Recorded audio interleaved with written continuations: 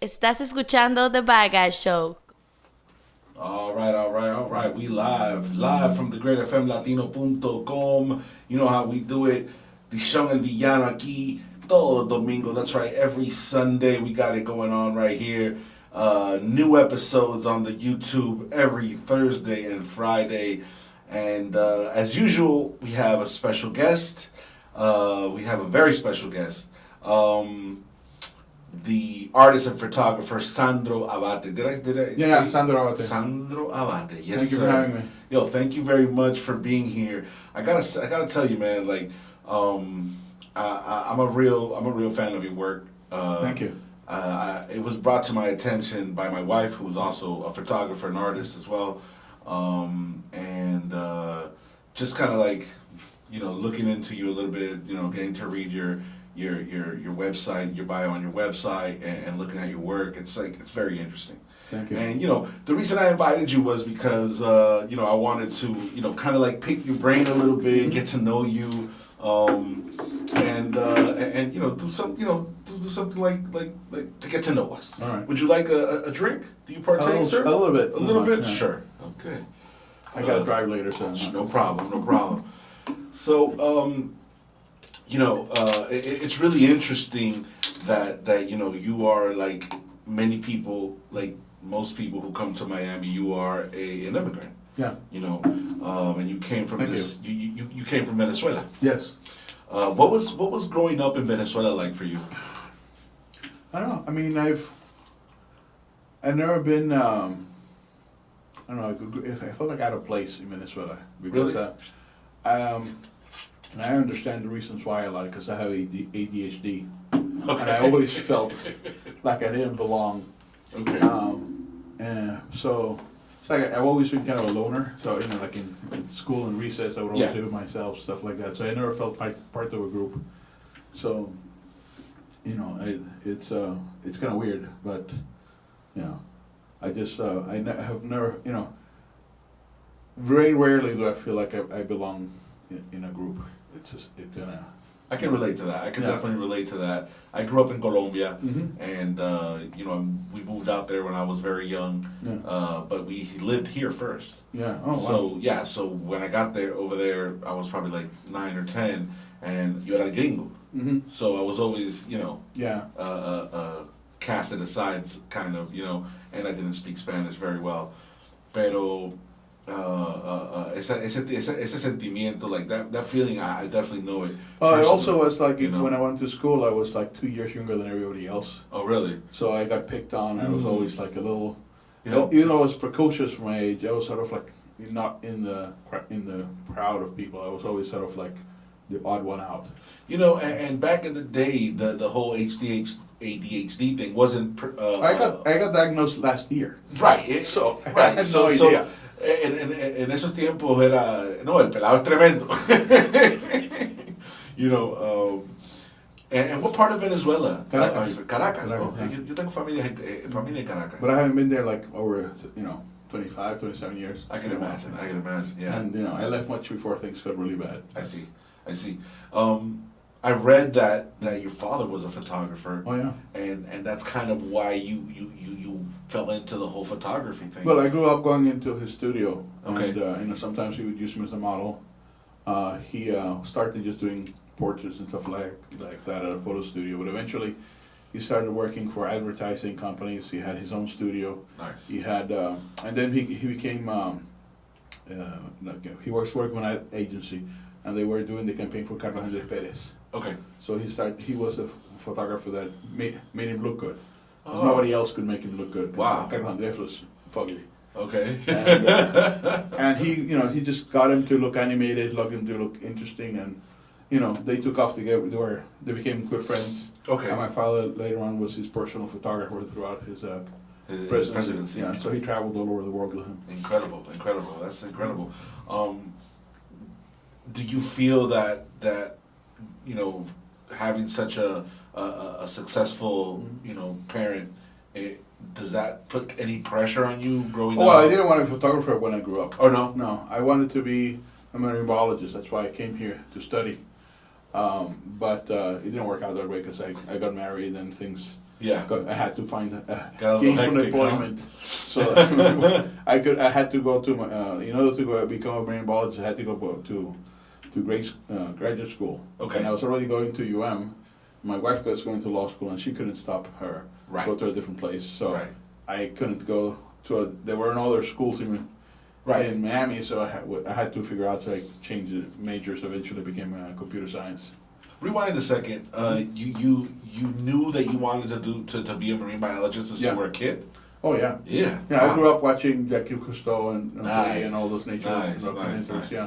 As a matter of fact, when I graduated high school, like 2 days later, I was aboard the ship, the Regina Maris. Holy shit. Traveled to the Galapagos Islands. Really? Yeah. You got to see the Galapagos right out of Yeah. high school. That's incredible. Yeah, I spent, originally the first trip was like 2.5 to 3 months, and then I ended up staying more time. We went originally from, I had to travel to Panama. Okay. Then in Balboa, I got on the ship. We took a trip down to the Galapagos Islands. Then we came back to Costa Rica. Nice. I was supposed to get off on Costa Rica, but I stayed as a deckhand until December. Really? And so I spent like 6 months. Incredible. Yeah. That must be incredible. Did you get to like kind of document yourself with pictures and Unfortunately, stuff my camera fell in the water. like that? What? Wow. So I don't have any pictures. What a twist of fate. I know. But you know what? Wow. The one cool thing is that, remember the Cosmos TV series with Carl Sagan? Oh yeah, of course. I was in that one episode of that. Shut They up, filmed for real? part of the episode on the ship. Incredible. Did you get to meet Carl Sagan? Oh yeah. He Wow. had his bunk. Actually, he had a cabin that was across from my bunk. Really? Yeah, him and his. I don't think he was married then. His girlfriend at the time, Anne Druyan. Okay. They're Okay. both on board. Wow. Wow. That's one of my favorite series is the Carl Sagan universe series. You know, when you grow up in Latin American countries and you come over to the United States, it's always a culture clash. Yeah. How was that culture clash for you? How did you handle that? I mean, by the time I already spoke English very well by the time I came to Okay. college, because from 1975 on, my parents had sent me to different places to learn English. Oh, really? So I went to Montreal in one summer. The Very next cool. summer I went to England, and then I went to Boston Okay. the year after. So, and then the year after, in '78, I went on the ship. Mm. By then I already knew English very well, but I wasn't fluent. Okay. Spending 6 months being the only Spanish speaker among gringos, I became fluent. Yeah, you're the necessity, huh? Yeah. So now I think in English all the time.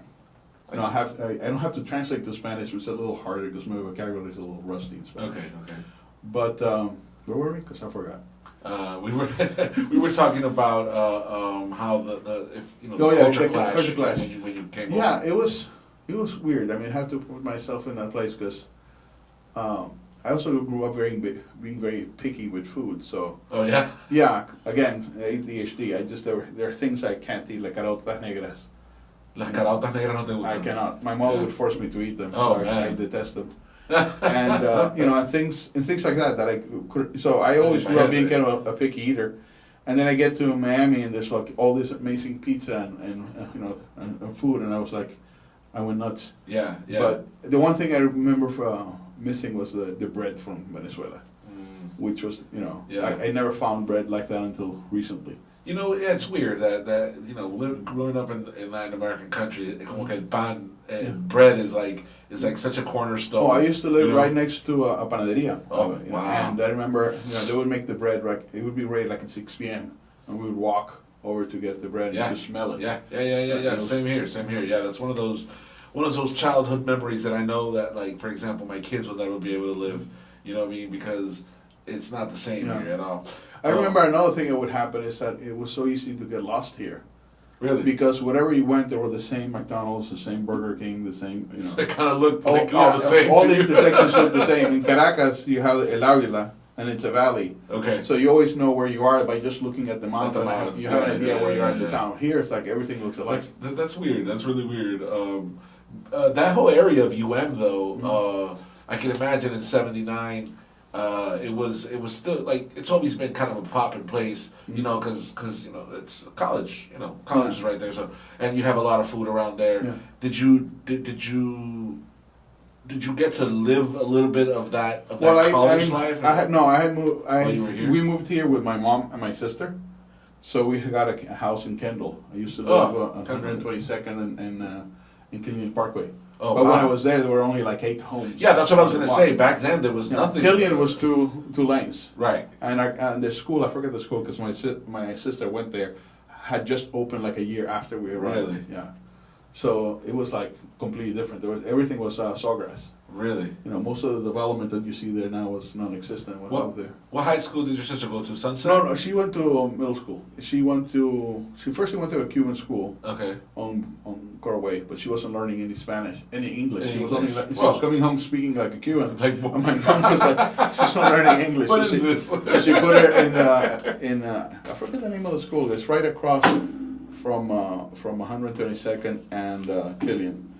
I haven't been there in like years, so I don't remember. But it was brand new when they built it while we were living there. Okay. And she started going there, and within a couple of weeks, she was speaking English perfectly. Wow. Yeah. Yeah, that's incredible. You know, that whole area, like, and just Miami in general, was very different. Yeah. I can imagine that going to UM, you know, like as somebody, you know, coming new to this country and looking at everything, and being kind of a loner, you got to spend like a lot of time in your head and looking at things. Well, I mean, one of the things that happened is that in Venezuela, when I was little, Carlos Andres, one of the things he did was he prohibited paintball machines. I didn't know that. Wow. And I get here and they start having video games. I remember, you know, Okay. when I wasn't in class, I would sit there at the asteroids game, which, you know, it's almost like as simple as, what do you call that? Pong? Yeah. When you look at, you know, compared to what we Yeah, have compared now. to what we have now. You know, but I would stack like, you know, $10 in quarters. Wow, And sit there and just play Awesome. for hours on end. Are you still a gamer? Yeah. Yeah? Yeah. Retro games. No, I mean, I like, I've been playing Ghost of Tsushima.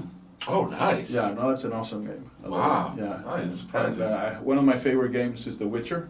And also, Wow, you surprised me. yeah. No, I that game is awesome. Yeah, no, it's a beautiful game. It's very well put together. I've never played it, but I've seen a lot of it. I'm a gamer, but I nowadays I play more retro stuff. Yeah, You no, know, I also like Breath of the Wild. Breath of the Wild. Yeah, I have that. That's definitely. You know, the only thing that I don't like about that game is you have to buy stuff. That's like, you know, old the Zeldas before it. You know, was very. It's better than the different, you know. micro-transaction games, which, you know, just nickel and dime you all the Yes, time. yes, Yeah. so that's true. That's true. So you come over in 1979. Do you know that you want that you like photography at that point? Well, I Is mean, it- I've always liked photography. Okay. But it's never something I really had to work on. Okay. It was not that it has, you know, everything was easy, but I had a talent for it. Okay. So I did take a photography class or two, and Okay. I learned to develop negatives and stuff like that, and shoot in black and white. And I remember I had an old Minolta camera, but you know, that wasn't my focus for a long time. Right. And then I changed majors to computer science. I graduated From And I was- UM. Yeah, and I Okay. was married and I had kids already, so I had to make a living. So I dedicated myself to computer science. Right. Then about 12 years ago, I was working for University of Miami, the med school, Middle Schools of Medicine, and that was in 2010 after when the markets went Yeah. down. Marcus. went So down they in eventually 2008, yeah. one day we all got laid off because they shut down the Wow. department. So I had to find something to do. So I started doing photography. And then it just snowballed from Yeah. there. But by then I had already had, I was doing it as a hobby. Okay. And I'm because I'm a computer science major. I already had computers, and I was into Photoshop and editing Right. and all that stuff. Oh, that's very cool. Yeah. Yeah. So you start taking it a little bit more seriously, and around 2010, maybe, right? That the whole art scene in Miami starts kind of like bubbling. Yeah. Well, what Right. happened to me is that I got laid off, but before that I was taking a lot of nature photography. Okay. I used to go to the Everglades and shoot the birds and stuff, in motion and whatnot. And that was very cool. But then one day in 2012, I used to go to this pizzeria called Siamo in Miami Springs, where I'm from. Okay. And the manager there told me about the Art Walk, that I should go to Art Walk in Wynwood, and I had never heard of Wynwood. So I checked it out one August of 2012, and I was blown away. Really? Because there was so much art in the streets, and there was so much talent and beauty, and I was like, it blew me away that this was all there in the street. Right. You could touch it, not like in a museum where if you have a beautiful painting, you have to stand back. And Yeah. this was like in your face, and you could, it was so democratic, it was so available. Right. And the talent was so good. I just couldn't believe that this was there for the taking. Incredible. And I became fascinated by the place. And I started going almost every day to take pictures. Wow. So, and I've been taking pictures since 2012. That's awesome. Originally, I was just taking them with my phone, but it progressed little by little into the Yeah, you cameras. got more serious Yeah. about it. And it's funny because, Miami isn't exactly, well, especially back in the day, I mean, it wasn't known for, art. Yeah. You know what I mean? Not Nowadays. having a culture. Yeah. I think that people that are not from Miami don't think we have a culture. Right. I mean, and I guess the perception would be that there's just so much people from different places. How could it possibly have a culture, right? Yeah. But the funny part is that like you like if you look at New York, LA, those cities do have those movements, and kind of being able to, at least my point of view is kind of having it in your own backyard is something like really something really to be proud of. Yeah. You know what I mean? You start doing more of the street photography of art pieces like that. What was your reception like? How did artists start to receive you? Well, at first, again, because I'm kind of a loner, I wouldn't approach people. Okay. And actually, photography for me has been a way of breaking that barrier. Because, while normally I wouldn't approach somebody on the street painting because I'm bothering them. Sure. The fact that I was taking a picture and I would put it on Instagram meant that I could start the conversation about what they were doing. Very cool. And little by little, we'd get to know them. I would see them again when I would go the next day, and they would see that I would post their pictures. And that's the way I kind Little by of became little, to know a lot the people I know. Right. Simply by being there, showing up, and showing them, the pictures I had taken and whatnot. Nice. You definitely have an eye for it. And the whole thing about, being able to share that art that's on a wall with the rest of the world so that they can see it. When you're taking pictures, when you're in your process, does that factor in? The whole part of sharing it with the world? Of course. I mean, there's two reasons. One is I tend to collect things. Okay. It's kind of part of my, neurodiversity. When I like something cool, I collect it because it gives me, dopamine. It's like, oh, cool, I have it. Nice. And also the things, I remember walking by a mural once, and I liked it. And I thought, but being a photographer said, the light's not good, I'm going to come back tomorrow, I'll take it, when the sun's better, and I'll take a picture. Next day it was gone. Wow. And I went like, shit. Wow. So I realized that, especially if I like a mural, I better take a picture, Right no there. matter what light that is. Yeah. I may not get a chance. And that's happened many times. It's not, you never know when somebody's going to replace the mural, or somebody's going to tag it, or, all kinds of things can happen. So that gave me more of an impetus to save the ones, that I liked. Right. Because I don't take pictures of everything. That'd be impossible. Yeah. As it is, my computer's full of, I can imagine. of files. I can imagine. So yeah, I'm a little picky. I'm more. It's like I don't shoot every mural. I don't shoot all the graffiti. I shoot the stuff that talks to me or speaks to me. Right. That that doesn't mean it's not good. Doesn't mean that it's not valuable. It's just It's when it speaks to you. Yeah, exactly. Yeah, I mean, that's something that I think every artist in any kind of genre can relate to. Again, like personally as an artist, as a musician, I make rap music, and a lot of times when I get a beat, it's not just any beat that I write to. It's like it has to speak to me. So I definitely understand that. As far as equipment, what do you shoot with? Well, I've shot with everything from my iPhone, which I get a new iPhone every year just for the camera. Just for the camera. Then I've shot. Then I switched to a GoPro, Okay. and the GoPro got me used to wide angle, which is. I see that. I see that. And now Pictures. that's how I see the pictures because I like the distortion. Mm. The distortion allows me to put it in context. Because if I, most when you take a picture with a photo with a telephoto, it isolates things from the background. Okay. And you would think that it would let you see more because you're seeing it up close, Yeah. but it cuts it out of its environment. Out of its context. Out of the content. And when you take a picture with a wide angle, you see the sky, you see the street, Right. you see things around it. So it puts it in the city. It's almost like you're there. And it also gives me opportunity to distort it. Because I don't want to just reproduce the art as it is, because it doesn't require much, it was just standing up and taking a picture. I want to say something.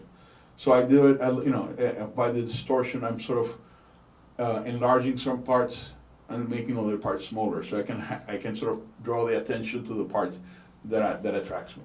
That's very cool. That's very, very cool. Do you have like a? I'm sorry to interrupt. Go ahead. Go ahead. All right. And then after I did the GoPro, when I was using the first GoPro I got, which I don't remember what model was, it was 4 or 5 or something. You didn't have raw files in those, Okay. which limits how much you can edit. And I wanted to have raw files, so I switched to I had a Canon then, and I had a wide angle lens that I hadn't used much. I had an 8mm lens, but actually using the GoPro taught me how to use the wide angle, Really? the fisheye. Wow. So with this fisheye lens, I started taking pictures, and then I had a lot more control because especially back then the GoPros were very limited, and I wasn't able to manipulate the photos as much.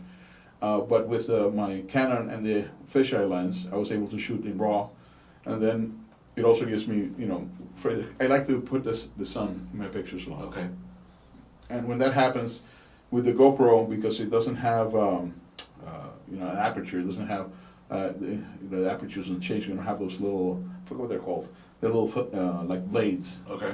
And depending on how many blades you have, you get that star shape in the sun. I see. And I like getting those. Sorry. So depending on, on a regular camera lens, you do have those aperture blades, and you can, you get those beautiful shapes in the highlights, like little stars. Very nice. And I like having those. Okay. Because I see that when I look at the light, kind of see it as enlightenment that's bringing to the artist, or bringing light into the piece, and it's like I like playing with that. That's very interesting. That's very interesting.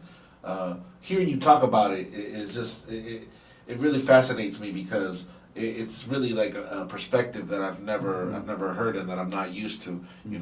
I'm not a visual artist. I'm not a photographer, and I'm not in those circles. So it's very cool to hear you talk about it like that, because I could tell that you have a lot of passion for it. Like, you love it, and the fact that you're able to make a living and everything off it is just that's great. Like that.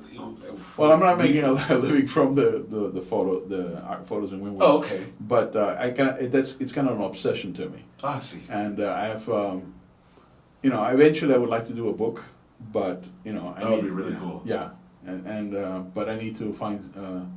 I'm not great at organizing myself, so I need to get money, and then find someone who can help me organize it and put a book or two together. My wife just wrote me. She said, "Oh, tell him I say hello." She's Hello a there. fan. She's a fan. I'm jealous. When you get to a point where you're obviously like a recognized photographer and you're known. Mm-hmm. I was taking a look at you're on the Museum of Modern Art website. Mm-hmm. How does that feel to get am? that recognition? Yeah. Yeah. How does it feel to kind of get that recognition for your art? It's nice. I mean, I don't.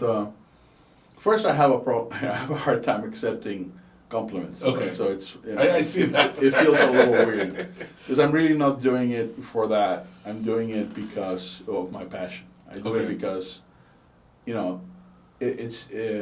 so few people, even though Wynwood has become very popular, so few people get exposed to this stuff. Right. Because even today, when we have so many people in Wynwood, they're coming no longer for the art. They're coming because there are bars, because there are restaurants, because there are stores, and we're slowly losing the Wynwood I know.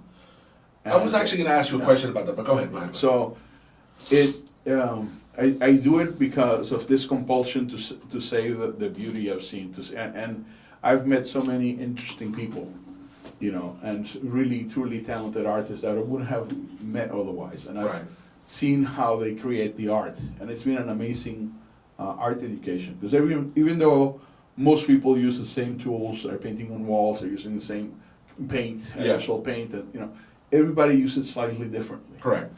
And everybody has a different process. And it's been amazing to see, you see a flat wall, and then you see someone add a little color to it. Yeah. And then little by little, they add more and more layers, and suddenly something's in 3D. Yeah. And it's moist, and it has shadows, and it's like, I saw it happen in front of me, but I still it's hard to believe that, it's come alive.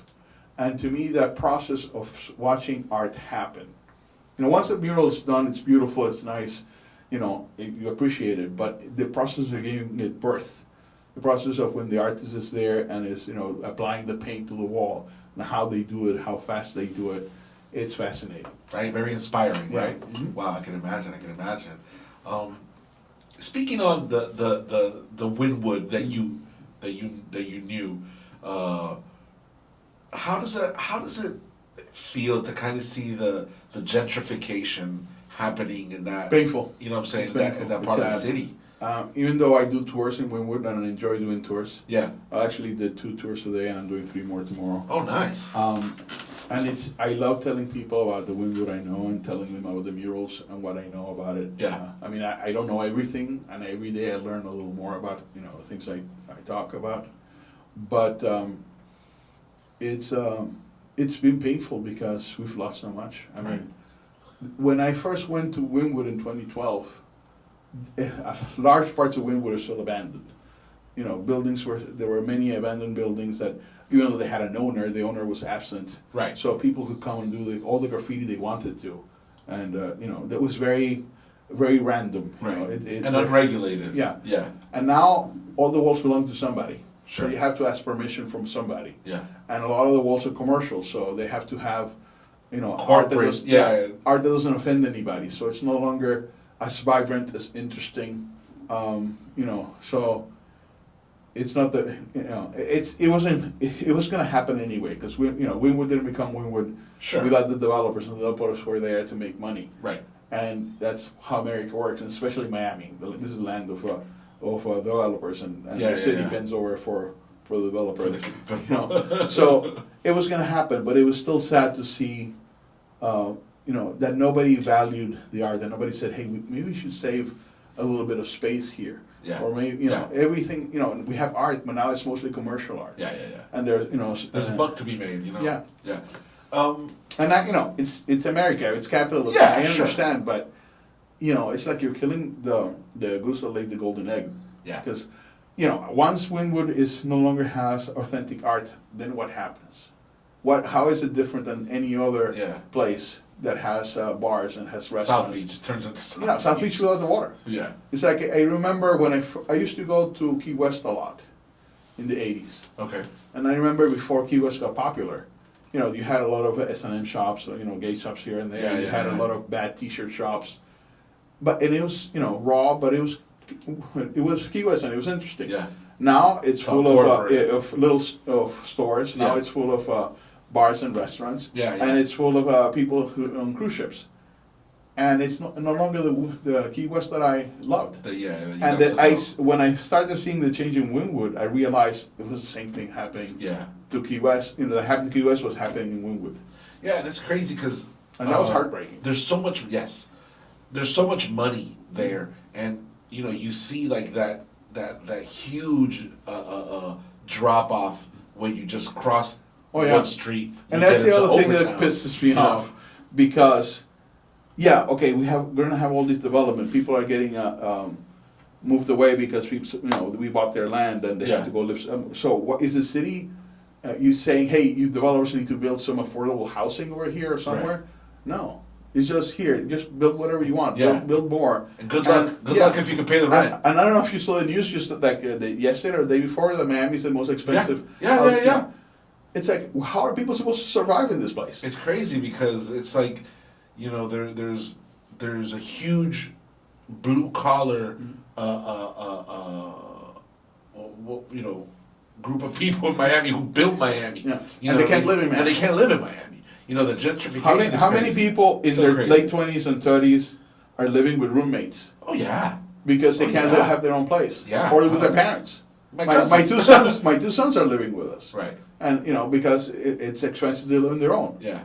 My cousin just moved in with roommates. So it's crazy, and he works the night scene. He's a bartender and stuff. So it's like it's beautiful that there's more bars and there's but how are they going to pay for their Miami, unfortunately, is a city that doesn't invest in its in the citizens. It's just how much can we make for the rich. Yeah, that's heartbreaking.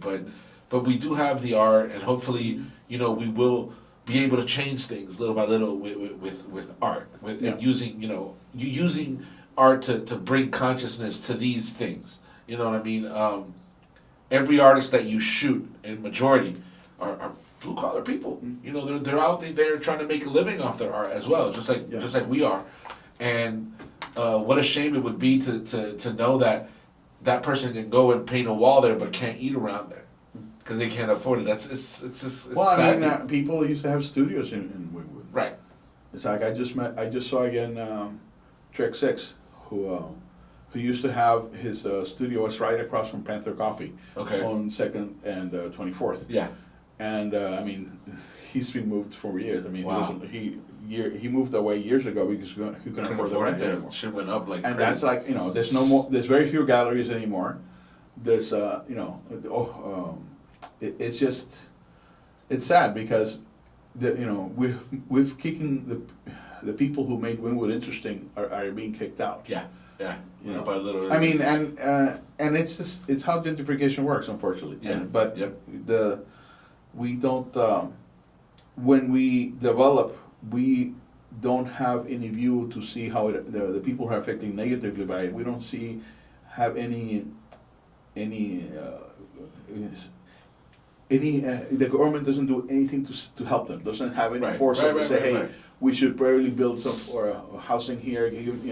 Give them some kind of help or some kind of something. But we just let development. Always develop more. Cha-ching. And what kills me is that you look at the forecast. Just like the other day, I saw a forecast for global warming. Like in 2050, we're going to have I don't know how many feet of water in Florida. Right. Right here, where we are, we're going to be underwater. Okay, and they're building buildings that like I've seen buildings in Wynwood where they're digging these foundations and parking lots on the ground. It's like, do you realize that's going to be underwater soon? It's interesting that you bring up global warming because that was one of the things that I wanted to ask you about because you are a photographer experienced with wildlife and you have shot in the Everglades and everything. How do you have you been out there lately?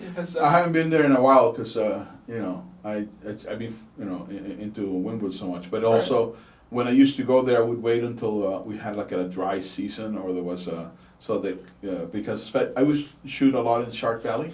Okay. And Shark Valley gets better when there's a little rain because then the birds have to have less water to fish in. Okay. So they have to aggregate more, and the lower the water level is, the more they aggregate in these areas where there is water. Okay. And for the last few years, we used to have a dry season in the winter. Really? We no longer really have a dry season in the winter. It keeps raining. So those little things you've noticed them being able to shoot, and And on top of that, which was a good thing. They built an overpass on Highway 41 where you used to go over the Everglades. They built like a mile or two. Oh really? Yeah. Okay. To allow the water from the Everglades to flow south. Okay, that's good. But during the construction of that really affected the wildlife. They weren't coming as much. So I haven't been there in a while. And having that whole thing in mind, the whole global warming situation. How does that kind of make you feel? Since you were student of marine biology. It's depressing. Yeah. I mean, so There's so many bad news about the ocean, and the ocean is kind of like our garbage Disposal. Yeah, yeah. We It's throw so everything into unfortunate. the ocean. It's so unfortunate. And I mean, like for example, in the Galapagos, I don't. You get all that. You're supposed to get this cold water current. It's called the Humboldt current. That Okay. comes from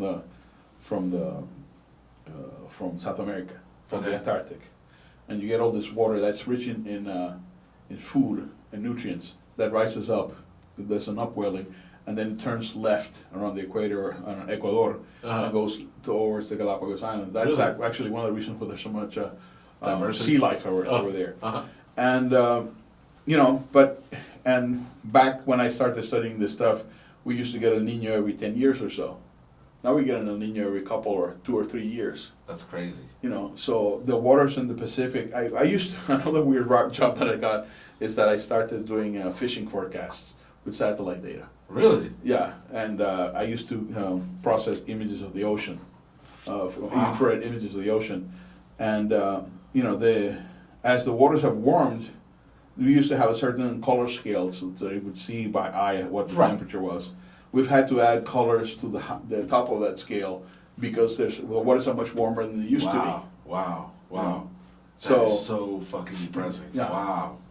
That is so And crazy. a lot of the effects that we haven't noticed, even though the weather has gotten warmer, is because the ocean has absorbed a lot of that heat, and the ocean has also absorbed a lot of the acidity. So it's like being a big buffer. Once that gets filled up, Yeah. then we're going to be screwed because there's not going to be anywhere for that heat to go except to us. Right. That is so crazy. And the poles are melting. One of the things that could happen is that the Gulf current that flows from around the Gulf of Mexico and up through the east coast of the U.S. could actually be cut off Wow. by the melting ice in the North Pole, and then that could affect the weather in Europe because all that hot water that used to go towards Europe could stop going there. So Europe can end up having colder weather because of Yeah. global warming. Yeah. So it's a big, huge mess. And unfortunately, it's not real for a lot of our politicians in this country. And that's the thing that's crazy to me. We're still selling 30-year mortgages. Okay? Really? When we're going to be underwater by then? Yeah. What? Yeah. We should be saying, hey, are we really going to be building tall buildings in Miami still? Yeah. Why are we doing this? It's a conundrum, all right. It's crazy. I mean, we just had a 40-year-old building collapse the other day. Right, the one over there. Yeah. And we're building. In the next Yeah, 30 years, we're gonna have all this water coming into like Wynwood is what blocks away from the sea. Dude, and every time it rains, when it gets, it's last night, as a matter of fact, yesterday in the afternoon, we were having a couple of beers at Vesa, and we went up to Second Ave, and we were walking. It started raining. Yeah. And it rained so much that it got flooded, and the la tapa del sewer was like popping up, plop, pop. It was crazy to see, and it's just it's the effects of everything, everything, the construction, everything, everything that's going on, and there's no relief for. I hate to sound like a hippie, but there's no relief for the earth. No. No hay ese descanso para la tierra. It's like ¿Tú me the entiendes? concept of nature. I've always thought that nature's outside somewhere else. Like the environment is somewhere else. We have to go to the environment. So no, we live in the environment. It's around us. Yeah. When we screw Yeah. with the environment, it screws back with us. Big time. Yeah. It's crazy. But yeah, it is what it is. Going back a little bit to the photography and everything,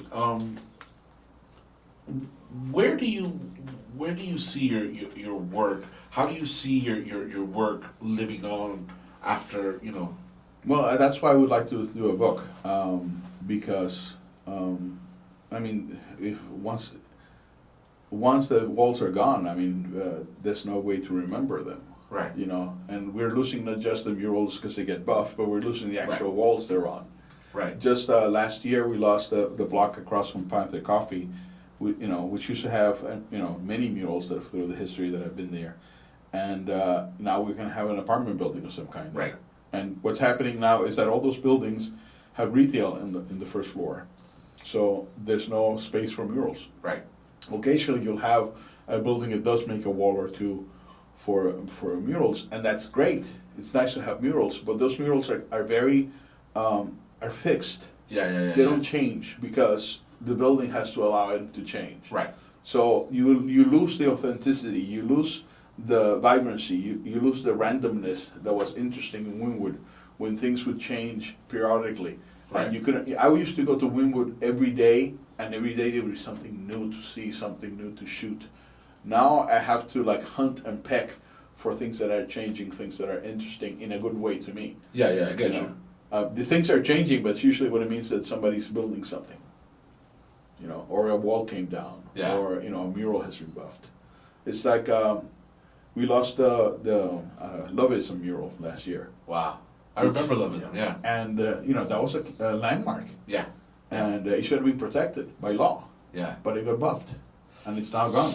Have you ever thought about like starting some kind of campaign to bring some more awareness to these issues?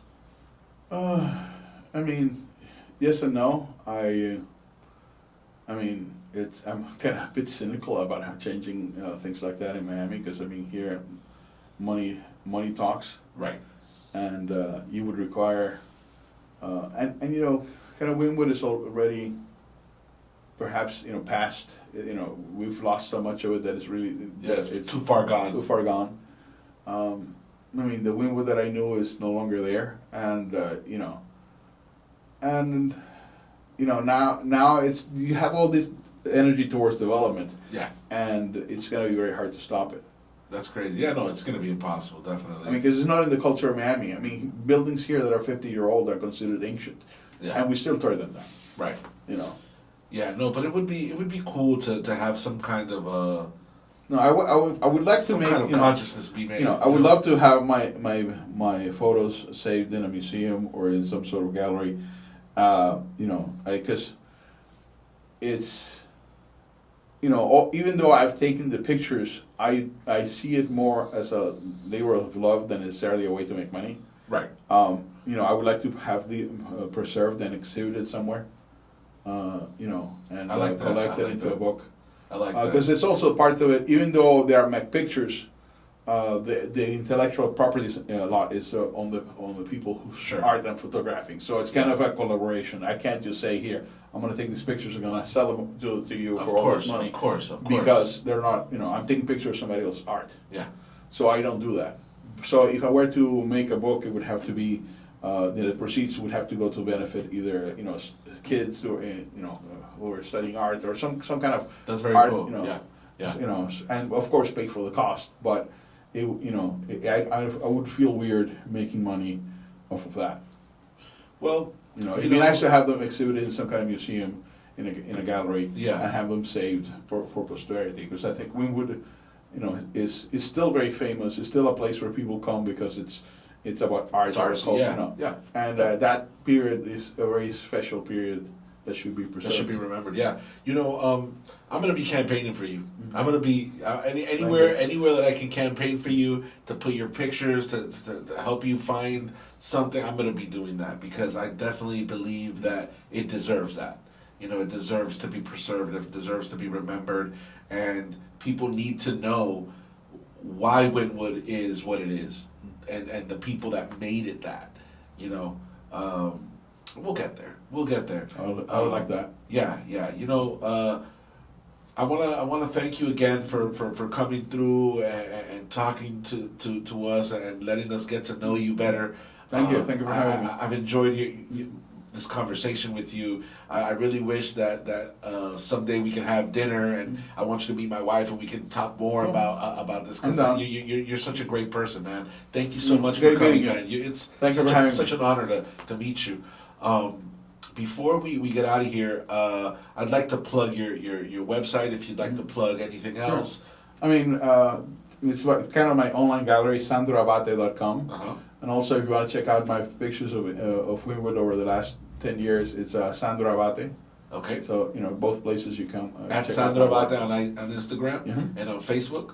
On Facebook, you know, I don't have It's a personal Facebook. Okay, personal all Facebook, right, yeah. all right.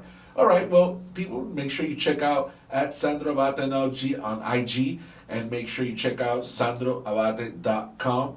And we're gonna keep it going. We're gonna hopefully we'll have you again as a guest, and we'll continue an awesome conversation with you.